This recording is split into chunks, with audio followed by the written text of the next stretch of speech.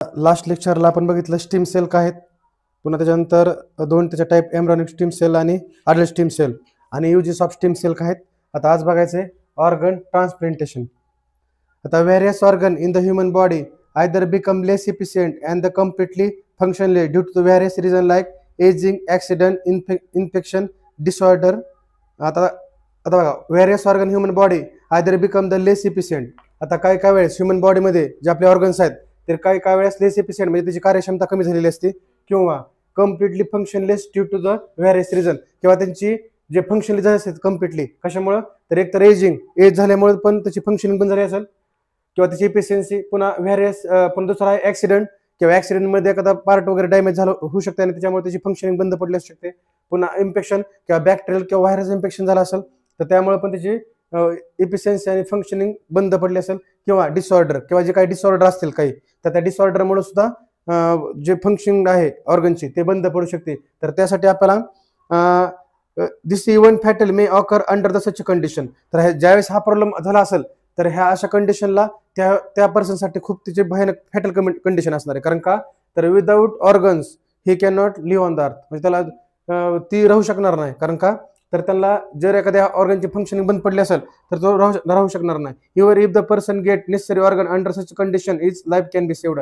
आणि त्यासाठी त्या व्यक्तीला एखादा ऑर्गन डोनेट करावं लागेल तर तिची लाईफ आपण काय करतो, सेव्ह करू शकतो. समजतंय? म्हणजे जर त्याची इफिशियन्सी किंवा त्याचा फंक्शन असेल त्या ऑर्गनचं जर कधी बंद पडू शकतं, की ज्यावेळेस एजिंग झालं असेल, किंवा ॲक्सिडेंट झाला असेल, किंवा बॅक्टेरियल इन्फेक्शन किंवा व्हायरस इन्फेक्शन झालं असेल, किंवा काही डिसऑर्डर असतील, तर ह्या कारणामुळं ऑर्गनची इफिशियन्सी आणि फंक्शनलेस होऊ शकते ऑर्गन. तर त्यासाठी त्या पेशंटचा जर जीव वाचवायचा असेल आपल्याला तर आपल्याला ऑर्गन डोनेट करावं लागेल. ऑर्गन जर एखाद्याने डोनेट केलं तरच दिस पर्सन सेव्ड, म्हणजे ते पर्सन काय होऊ शकतो, सेव्ह होऊ शकतो. And this availability of donor is important requirement organ transplantation is person has a pair of kidney as the process of excretion can be occur with the help of single kidney. आता त्या डोनरच्या म्हणजे availability of donor important requirement organ transplantation. तर त्या व्यक्तीच्या म्हणजे आपल्याला माहिती आहे की पेअर ऑफ किडनी म्हणजे आपल्याकडे दोन किडनी आहेत, तर एका किडनीवर पण आपण सिंगल किडनीवर पण राहू शकतो. आणि सगळ्यात महत्त्वाचं काय किडनीचं काम, very important function of kidney waste and urine outside the body and can also stand on the earth because of they provide the balance on with the help of kidney on the earth. म्हणजे kidney मार्फत आपण अर्थवर राहू पण शकतो असं stable. आणि urine आणि जे वेस्ट प्रोडक्ट आहेत आपले बाहेर टाकण्याच्या मार्फत किडनी काम करते. मग डायलिसिसच्या प्रोसेससाठी एक जरी किडनी असेल तरी आपण त्याच्यावर राहू शकतो प्रॉपरली. समजतंय? तर त्या म्हणजे ज्या व्यक्तीकडे दोन किडनी आहेत तर तो एक डोनेट करून म्हणजे एक तो डोनेट करू शकतो. आणि त्या प्रोसेसला आपण काय करून म्हणजे डायलिसिस, ज्यावेळेस वेस्ट प्रोडक्ट बाहेर काढायचं असेल तर त्यावेळेस एक डायलिसिस नावाचे प्रोसेस आहे, 9 स्टँडर्डला होतं. तर त्या डायलिसिसच्या प्रोसेसमध्ये आपण जे वेस्ट मटेरियल आहे तर ते बाहेर काढू शकतो. आणि त्यासाठी 500 ml म्हणजे एका टायमात वेस्ट जर बाहेर काढायचं असेल तर आपल्याला 500 ml ब्लड सोडावं लागतंय. तर त्या प्रोसेससाठी म्हणजे एक जरी किडनी असेल तर एक किडनीवर माणूस वेस्ट मटेरियल बाहेर काढू शकतो. समजतंय? म्हणजे त्याचे टाकाऊ पदार्थ बाहेर शकतात, पण त्यासाठी त्याला एक सिंगल किडनी तरी त्याच्यामध्ये फंक्शनिंग असायला पाहिजे. समजतंय? पुन्हा पुढचं आहे various factor like आणि you can also the skin certain part of the body can also be donated. आणि काही व्यक्ती जे आहेत आपली स्किन सुद्धा डोनेट करू शकतात. कधी करू शकतात? एखाद्या व्यक्ती म्हणजे काय आपल्या पार्टची आपण स्किन डोनेट करू शकतो आपल्या बॉडीवरची. आता कधी करू शकतो? एखाद्याच्यावर जर ऍसिड अटॅक झाला असेल, किंवा तिची एखाद्या वेळेस एखादा स्किन बर्न झाली असेल तर त्यावेळेस त्या ठिकाणी एखादा डोनर त्याची स्किन सुद्धा तो देऊ शकतो. समजतंय? म्हणजे रिसिपंटला म्हणजे एखाद्या व्यक्तीला जर बर्निंग झाला असेल किंवा ऍसिड अटॅक झाला असेल तर त्यावेळेस त्या व्यक्तीला स्किन सुद्धा आपण डोनेट करू शकतो. आणि त्याच्यानंतर various factor like blood group, disease, disorder, age, donor and recipient need the paid attention during the transplantation. आता बघा, आता डोनर असेल म्हणजे दूध देणारा आणि रिसिपंट म्हणजे घेणारा, तर ह्या दोघांमध्ये काही म्हणजे महत्त्वाच्या गोष्टी आहेत की त्या व्यक्ती ज्यावेळेस ट्रान्सप्लांटेशन करायचंय तर त्यावेळेस ह्या गोष्टींचा विचार केला जातोय. This is very important.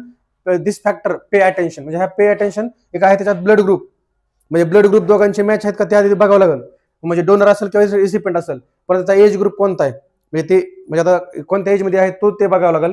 पुन्हा त्याला कोणत्या प्रकारच्या डिसीज किंवा डिसऑर्डर आहेत का तर ह्या सुद्धा बघावं लागेल. आणि तरच आपण हे म्हणजे आपल्याला डोनर आणि recipient this is a very important to pay the attention. म्हणजे त्याला अटेन्शन ह्या गोष्टीवर त्याला पे करावं लागेल की अशा प्रकारचे काही प्रॉब्लेम्स आहेत का ते. आणि त्यासाठी आपल्याला डोनर पण असेल आणि रिसिपंट पण असेल तर त्या दोघांचा म्हणजे ह्या सगळ्या गोष्टींचा आपल्याला विचार करावा लागेल. समजतंय? त्याच्यानंतर पुन्हा however other organ cannot be donated during the lifetime. Organ like liver, heart, eye can be donated after the death only, and this had lead to emergency of concept like postmortem donation of body organs. आता बघा, आता काय parts आहेत ते आपण life time देऊ शकत नाहीत, पण असे काही पार्ट आहेत की आपण डेथ झाल्याच्या नंतरही देऊ शकतो, जसं लिव्हर आहे, त्याच्यानंतर पुन्हा हार्ट आहे आणि आईज. तर हे आपण ज्या ऑर्गन्स आहेत तर ते डेथ झाल्याच्या नंतरच आपण त्यांना रिसिपंटला देऊ शकतो, समजतंय. आणि पोस्टमॉर्टम म्हणजे ऍक्सिडेंट वगैरे झाला असेल किंवा काय आता हे मोस्ट प्रॉब्लेम्स क्रिएट व्हायला लागलेत, तर आता गरज पडायला लागली आपल्या ऑर्गनची. तर त्यामुळे आता काय व्हायला लागलं की जर पेशंट हॉस्पिटलमध्ये गेला असेल त्याचे ऑलरेडी त्याचे पार्ट काढून गेलेत, किडनी असेल, हार्ट असेल, लिव्हर असेल, आईज असतील, समजतंय. तर हे आणि ते ज्यांना ज्या व्यक्तींना गरज आहे तर त्यांच्या बॉडीमध्ये ते ट्रान्सपोर्ट केले जातात. तर त्यासाठी असे काही पार्ट आहेत की जे आपण डेथ झाल्याच्या नंतरही देऊ शकतो. आता पुढे आहे the organ and body donation. Human body as either disposal of after death as per traditional customs. आता बघा, ह्युमन बॉडी आपण डिस्पोजल करतो की जसं ट्रेडिशनल कस्टम्स आहेत, म्हणजे जसं की आता काही कास्टमध्ये ट्रेडिशन वेगळे आहेत, काही जणांच्या ह्याच्यामध्ये बॉडी जाळतात, काही ह्याच्यामध्ये बुरीट करतात. तर ह्या डिपेंड ऑन कस्टम त्याला त्या बॉडीला डिस्पोजल केलं जाते. However, due to the progress in the science, we realize that many organs remain function of the certain period even after death occur under specific condition. आणि डेथ झाल्याच्या नंतरही आपल्या बॉडीमध्ये असे काही ऑर्गन्स आहेत की जे आपल्या अनेक सुद्धा ते फंक्शनिंग करत असतात, समजतंय. तर त्यासाठी concept like organ donation and body donation have emergency recently after realisation that such organ can be used save the life of the other needful person. आणि ज्यावेळेस आता त्याच्या पार्टमध्ये काही बॉडी जरी ती डेथ जरी झाला तर त्याच्या बॉडीमध्ये काही जे पार्ट आहेत ते फंक्शनिंग करतात. तर त्यावेळेस जर आपण एखाद्या नीडफुल पर्सनला जर ते पार्ट डोनेट केले तर त्याची लाईफ काय होऊ शकते, सेव्ह होऊ शकते आपल्या थ्रू, समजते.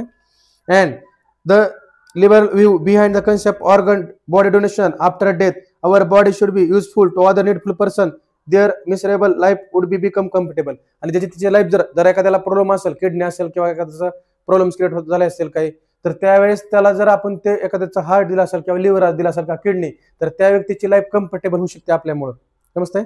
Because they face the number of problems.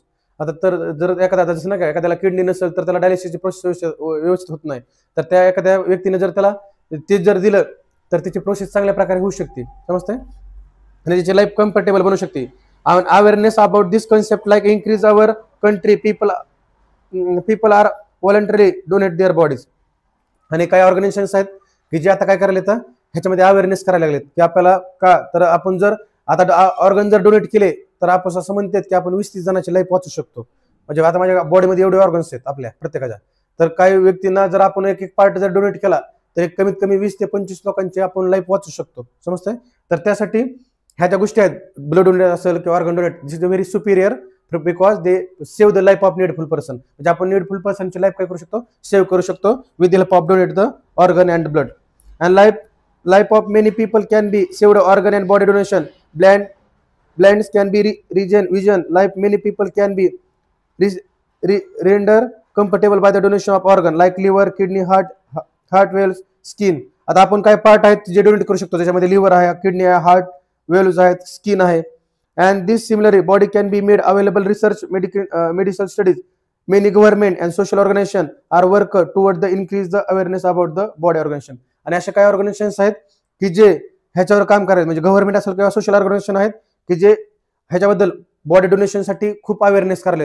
जास्तीत जास्त लोकांनी त्यांचे बॉडीचे पार्ट आहे डोनेट करावे, मग ब्लड डोनेशन असेल किंवा ऑर्गन डोनेशन असेल, तर असे काही व्हॉलंटियर ऑर्गनायझेशन्स आहेत, they take the part in this organisation and aware of this donate the organ. म्हणजे त्यांना अवेअर करायलेत आणि आपण जास्तीत जास्त लोकांचा जीव वाचू शकतो, ते सेव्ह द पर्सन लाईफ. तर त्यासाठी आपल्याला ह्या सगळ्या गोष्टीची, म्हणजे ब्लड डोनेशन असेल किंवा ऑर्गन डोनेशन असेल, तर हे सगळे सुपिरियर आहेत ज्याच्या थ्रू आपण पर्सनची लाईफ काय करू शकतो, वाचू शकतो. आणि ह्याच्यामध्ये काय सांगितलंय की जर एखाद्या बॉडीची फंक्शनिंग किंवा एफिशियन्सी जर कमी झाली असेल तर त्याचा मॅटर हा एज आहे किंवा त्याचा ऍक्सिडेंट आहे, इन्फेक्शन असेल किंवा डिसऑर्डर असेल, तर हे सगळी कारण आहेत की त्याच्यामुळे त्याचे एखादा ऑर्गन डॅमेज होऊ शकते. तर त्याला पूर्ववत करण्यासाठी आपण जर एखाद्या व्यक्तीनं जर डोनेट केलं ऑर्गन त्याचं, तर त्या व्यक्तीची लाईफ वाचू शकते. आणि आपल्याला काही गोष्टी आहेत की डोनर आणि रिसिपंटला ज्यावेळेस ते डोनेट करेल तर त्यावेळेस ह्या गोष्टींची त्याला बघावं लागेल, ब्लड ग्रुप दोघांचा मॅच होतोय का, पुन्हा एज किती आहे, त्याच्यामध्ये डिसीज किंवा डिसऑर्डर आहेत का, ह्या सगळ्या गोष्टींचा विचार करून आपण त्या ऑर्गन्स डोनेट करू शकतो, समजते. तर हे झालं आपलं what is in by biotechnology. The biotechnology is the science and molecular biology to develop the product and process. म्हणजे बायोटेक्नॉलॉजीला आपण इज द सायन्स, आपण त्याला सायन्स म्हणू शकतो किंवा मॉलिक्युलर बायोलॉजी म्हणू शकतो, to develop the products and process. म्हणजे ह्याच्या थ्रू आपण प्रोसेस करून प्रोडक्ट डेव्हलप करू शकतो. समजतंय, त्याला बायोटेक्नॉलॉजी म्हणत आहे. आता ह्याच्यामध्ये आहे पुन्हा various field biotechnology has B useful. आता कोणकोणत्या फील्डमध्ये युजफुल आहे? मेडिसिन आहे, ॲग्रिकल्चर आहे, इंडस्ट्री, ह्याच्यामध्ये त्याला युजफुल आहे. ते म्हणजे आपण त्याला इंडस्ट्रीमध्ये यूज करू शकतो, ॲग्रिकल्चरमध्ये आणि मेडिसिनमध्ये, म्हणजे अँटीबायोटिक्स वगैरे बनवण्यासाठी त्याला यूज केलं जातं बायोटेक्नॉलॉजीला. आणि पुन्हा what is the impact of biotechnology on agriculture and other related field. आता एक आहे की increase the production of crops, म्हणजे क्रॉपचे प्रोडक्शन चांगलं ॲग्रिकल्चरमध्ये होऊ शकतं. हा पहिला benefits. Limited land, large production. पुन्हा आहे ट्रेस रेजिस्टंट व्हरायटी डेव्हलप, म्हणजे अशा प्रकारच्या व्हरायटी ॲडवर्स कंडिशन आली, टेम्परेचर जास्त झालं किंवा वॉटर कमी पडलं, वॉटर ट्रेस म्हणजे वॉटर त्या झाडांना कमी पडलं किंवा सॉइलची फर्टिलिटी कमी जरी असेल, तर अशा प्रकारच्या रेजिस्टन्स व्हरायटी आपण तयार करू शकतो की कुठल्याही कंडिशनला ते स्टँड राहू शकते. तर हा एक दुसरा फायदा त्याला, म्हणजे ट्रेस रेजिस्टन्स व्हरायटी डेव्हलप, अशा प्रकारच्या व्हरायटी आपण तयार करू शकतो. तर हे जे दोन बेनिफिट्स आपल्याला भेटतात की कमी लँडवर जास्त प्रोडक्शन, आणि दुसरा आहे की ट्रेस रेजिस्टन्स व्हरायटी आपण तयार करू शकतो विथ हेल्प ऑफ बायोटेक्नॉलॉजी. आता पुढे दिलंय biotechnology. We have the study either class is a biotechnology is bringing about the artificial genetic changes and habitation in organism of human welfare. म्हणजे माणसाच्या कल्याणासाठी आपण काय केलं, जेनेटिकली आर्टिफिशियल चेंजेस करायला लागलोय आणि हॅबिटेशन करायला लागलोय. आता पहिला आहे जेनेटिक आर्टिफिशियल जेनेटिक चेंजेस काय करतात. आता एक इथं डीएनए, आता ह्याच्यामध्ये एक डीएनए आहे जो खराब झालाय. ह्या डीएनएला म्हणजे ह्या जीन्सला काढून मी, आता हे डीएनए ह्याच्यामध्ये एक जीन्स आहे, तर तो जीन्स मी बाहेर काढून त्याच्या ठिकाणी न्यू जीन्स काय केला, ऍड केला.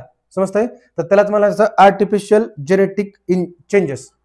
म्हणजे ह्याच्यातला डीएनए मधला एक जीन्स मी बाहेर काढला आणि त्यामध्ये न्यू ऍड केला, आणि त्यात प्रोसेसला मला जात आहे आर्टिफिशियल जेनेटिक चेंजेस असं म्हणत आहे. आणि ह्याच्यामध्ये म्हणजे आधी सेल असते, सेलमध्ये न्यूक्लियस असते, न्यूक्लियसमध्ये क्रोमोसोम असते, क्रोमोसोममध्ये डीएनए असते, आणि डीएनए मध्ये जीन्स असते. आणि genes this is a very important characteristics of the human बिंग्स.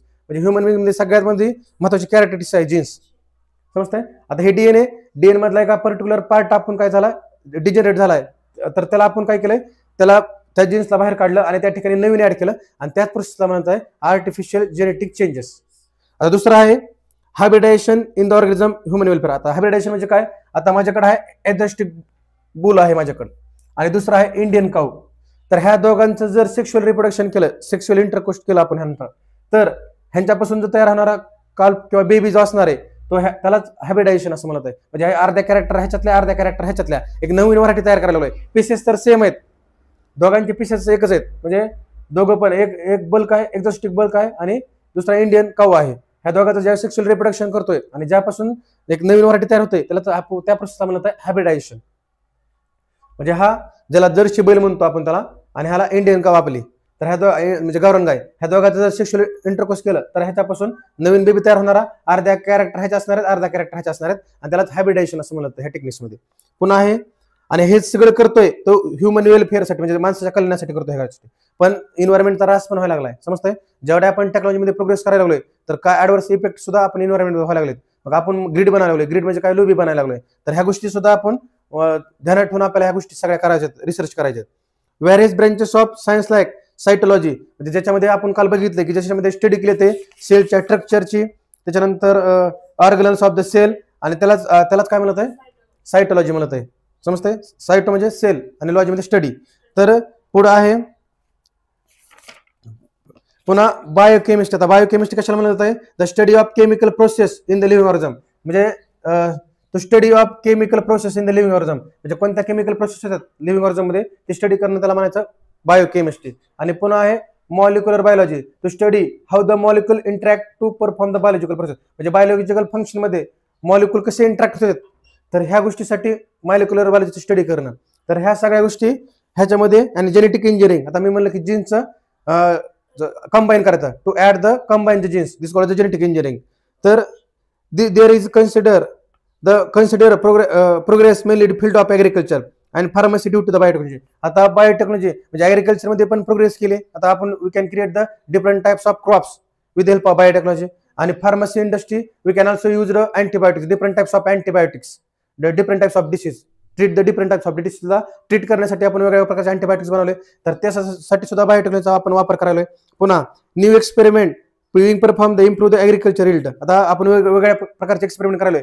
कमी लँडवर जास्त प्रोडक्शन व्हावं ह्यासाठी सुद्धा आपण काय करायला त्या गोष्टीवर फोकस करायलोय. म्हणजे जास्तीत जास्त कमी लँडवर जास्तीत जास्त माझे प्रोडक्शन कसं वाढेल ह्या गोष्टी सुद्धा बायोटेक्नॉलॉजीचा यूज करायलोय. पुन्हा pharmacy experiment of production of antibiotics, vitamin आणि hormones like insulin have been successfully. म्हणजे जे इन्सुलिन नावाचे जे हार्मोन्स आहेत म्हणजे ते कशामध्ये की डायबिटीसमध्ये, जे डायबिटीसच्या ह्याच्यासाठी इन्सुलिन नावाचा हार्मोन्स महत्वाचा आहे. त्याच्यामध्ये बीटा सेल असतात आणि हे बीटा सेल आपल्याला इन्सुलिन नावाचा हार्मोन्स प्रोड्यूस करून देतात. बीटा सेल त्याच्यामध्ये प्रेझेंट असतात बीटा सेल, आणि ते बीटा सेल जे असतात ते इन्सुलिन नावाचा हार्मोन बनवण्यासाठी आपल्याला हेल्प करतात. आणि ज्यावेळेस त्यांना सिक्रेशन करणं बंद केलं की मग आपल्याला शुगर किंवा डायबिटीस होतंय. तर त्यासाठी ह्या इथं पण त्याचा वापर केला तर अँटीबायोटिक्स मध्ये, विटॅमिन्स आणि हार्मोन्स मध्ये त्याला बनवण्यासाठी सुद्धा ह्या बायोटेक्नॉलॉजीचा वापर केला जातो. पुन्हा high class variety of crops has been developed through the techniques of tissue culture. म्हणजे टिश्यू कल्चरचा वापर करून आपण हाय म्हणजे क्रॉप व्हरायटी आपण हाय क्लास व्हरायटी आपण तयार करू शकतो विथ हेल्प ऑफ बायोटेक्नॉलॉजी. म्हणजे ह्या बायोटेक्नॉलॉजीचे हे सगळे बेनिफिट्स आहेत. म्हणजे आपण हाय क्वालिटी व्हरायटी आपण तयार करू शकतो त्याच्या थ्रू. आता पहिला आहे biotechnology including following main area. Use of various ability microbes like yogurt production, milk and alcohol for the molasses. म्हणजे आपण मागच्या लेक्चरला बघितलं की मला योगर्ट प्रोडक्शनसाठी आपण जो बॅक्टेरिया काय यूज करतो तर त्या बॅक्टेरियाचा यूज करून किंवा त्या मायक्रोबचा यूज करून आपण योगर्ट प्रोडक्शन करू शकतो. पुन्हा ज्यावेळेस आता शुगर इंडस्ट्रीमध्ये एक मोलासिस नावाचा वेस्ट प्रोडक्ट तयार होतोय, त्याच्यामध्ये सॅक्रोमायसिस सिरिविसी ह्या बॅक्टेरिया थ्रू फर्मेंटेशन करून आपण अल्कोहोल बनवलं होते. तर ह्याचा दोन गोष्टीसाठी यूज केला आहे. एक योगर्ट प्रोडक्शनसाठी आणि दुसरं अल्कोहोल प्रोडक्शनसाठी बायोटेक्नॉलॉजीचा यूज करत आहे. दुसरा आहे use of productivity of cell, production of antibiotic and vaccine ETC with help of specific cell. म्हणजे आता ही सुद्धा एक स्पेसिफिक सेल आपण यूज करून अँटीबायोटिक्स आणि वॅक्सिन तयार करू शकतो. जसं तर लास्ट लेक्चरला म्हणलं होतं की बॅक्टेरिया आपल्याला त्याच्यातनं बॅक्टेरियाला बाहेर काढायचं आणि बॅक्टेरियाच आपल्याला अँटीबायोटिक्स बनवून देणार. आणि जसं की इटचा जवाब इटसे, तसं बॅक्टेरियामधूनच अँटीबायोटिक्स बनवली होती आणि बॅक्टेरियालाच मारण्यासाठी अँटीबायोटिक्सचा यूज केला जातोय. समजतंय? तर हे अँटीबायोटिक्स आणि वॅक्सिन बनवण्यासाठी ह्याचा वापर केला जातोय पुन्हा बायोटेक्नॉलॉजीचा. पुन्हा use of biomolecules like DNA आणि प्रोटीन ह्युमन वेलफेअर. म्हणजे डीएनए मॅनिप्युलेशन तर म्हणलं म्हणजे मला जीन्स जर ऍड करायचे असतील म्हणजे न्यू ह्याच्यामध्ये किंवा न्यू ऑर्गॅनिझममध्ये तयार करायचं असेल तर त्यावेळेस पण ह्या डीएनएचा वापर केला जाईल. आणि प्रोटीनसाठी मॅनिप्युलेशन ऑफ प्रोटीन, तर त्याच्यामध्ये सुद्धा ह्युमन वेलफेअरसाठी डीएनए आणि प्रोटीनला सिंथेसाइज किंवा बनवण्यासाठी त्याला यूज केला जाईल. पुन्हा development of plant animal products of desire quality of genes manipulation. आता आपण डिफरंट प्रकारचे प्लांट्स, ॲनिमल्स आणि प्रोडक्ट्स आपण तयार करू शकतो with help of genes manipulation. म्हणजे आता तुम्हाला म्हणलं की जर एका ऑर्गॅनिझम मधून जीन्स काढला आणि दुसऱ्या ह्याच्यामध्ये टाकला तर त्याच प्रोसेस जीन्स मॅनिप्युलेशन म्हणत आहे. तर अशा प्रकारचे वेगवेगळे, जसं की तुला आता मी एक्झाम्पल दिलंय एजिस्टिक बुल आणि इंडियन काऊ, ह्या दोघांचं सेक्शुअल जर प्रोडक्शन हे झालं म्हणजे सेक्शुअल इंटरकोर्स झालं किंवा सेक्शुअल रिप्रोडक्शन झालं तर ह्याच्यापासून अशा प्रकारचा एक नवीन व्हरायटी तयार होऊ शकते. तर अशा आपण ॲनिमल्स, प्लांट आणि डिझायर प्रोडक्ट आपण तयार करू शकतो असं जीन्स मॅनिप्युलेशन करून. पुन्हा production of human growth hormones with help of genetic modification bacteria. म्हणजे बॅक्टेरियाचा आपल्याला ह्युमन ग्रोथ हार्मोन्स बनवून देणार आहे आणि help of genetic modify the bacteria. म्हणजे बॅक्टेरियामधूनच त्याला बाहेर काढलं जाते आणि तो ग्रोथ हार्मोन्स आपल्याला काय करतोय अशा प्रकारचं प्रोडक्शन, ग्रोथ हार्मोन प्रोडक्शन आपल्याला तयार करून देणार तो. आणि पुन्हा use of genetic and non genetic techniques. आता जेनेटिक तर ऑलरेडी बघितलं आपण की एका ऑर्गॅनिझम मधून जीन्स काढून दुसऱ्या ह्याच्यामध्ये ट्रान्सफर करत आहे तर त्याला जेनेटिक म्हणत आहे. आणि नॉन जेनेटिक टेक्निक्स मध्ये आपण जसं एक्झाम्पल आहे टिश्यू कल्चर आणि प्रोडक्शन ऑफ हायब्रिड सीड, ह्याच्यामध्ये स्वतःचा वापर केला जातो नॉन जेनेटिक्स मध्ये. Benefit of biotechnology, it has become possible to increase the per hectare yield respective of the limitation crop land area. म्हणजे कमी लँडवर आपण जास्तीत जास्त प्रोडक्शन तयार करू शकतो. म्हणजे पहिले म्हणजे it possible increase the per hectare yield respective of limitation crop land area. म्हणजे कमी लँडवर आपण जास्त प्रोडक्शन तयार करू शकतो, हा पहिला पॉईंट. पुन्हा expensive on disease control have minimize since development of resistance. म्हणजे रेजिस्टन्स व्हरायटी तयार केल्या तर आपण expensive disease control have the minimize. म्हणजे जे काही हार्मफुल डिसीज किंवा एक्सपेन्सिव्ह डिसीज जर तयार होते तर त्याला आपण मिनिमाइज करू शकतो जर आपण चांगल्या प्रकारच्या रेजिस्टन्स व्हरायटी तयार केल्या. तर डेव्हलपमेंट म्हणजे जर बायोटेक्नॉलॉजीमध्ये जर रेजिस्टन्स व्हरायटी तयार केल्या तर एक्सपेन्सिव्ह डिसीज जे आहेत आपण त्याला मिनिमाइज करू शकतो, कंट्रोल करू शकतो. पुन्हा आहे due to the development of fast fruit setting variety yield per annual has been increase. आता बघितलं आपण की फास्ट फूड सिटिंग व्हरायटी म्हणजे आपण वेगवेगळ्या प्रकारच्या फूड जर हे बघितले म्हणजे फूड जर तयार केले प्रोसेसिंग केली तर वेगवेगळ्या प्रकारचे फ्रुट्स जे आहेत ते आपण बायोटेक्नॉलॉजी थ्रू तयार करू शकतो. म्हणजे आणि त्यामुळे आपला पर अॅन्युअल इन्कम जो आहे तो सुद्धा वाढू शकतो. पुन्हा आहे development of the stress resistance variety which can be withstand variable temperature water stress changing the fertility of soil has become possible. म्हणजे आपण जर ट्रेस रेजिस्टन्स व्हरायटी तयार केल्या तर किती ऍडव्हर्स कंडिशन होती, म्हणजे टेम्परेचर चेंज झालं किंवा किती वाढलं किंवा त्याला त्या झाडाला पाणी नाही भेटलं, पुन्हा त्याच्यानंतर change the fertility of soil, सॉइलची फर्टिलिटी कमी झाली किंवा त्याच्यामध्ये जे काही महत्वाचे जे काही पोषक तत्वे आहेत ते जरी त्या सॉइलमध्ये नसले तरी अशा प्रकारच्या कंडिशनला ते जे प्लांट आहेत ते स्टँडवर राहू शकतात. तर अशा प्रकारचा रेजिस्टन्स व्हरायटी आपण बायोटेक्नॉलॉजी थ्रू तयार करू शकतो. समजतंय? आता हे झालं बेनिफिट ऑफ बायोटेक्नॉलॉजी. तर नेक्स्ट लेक्चरला आपण बघूया कमर्शियल ऍप्लिकेशन ऑफ बायोटेक्नॉलॉजी.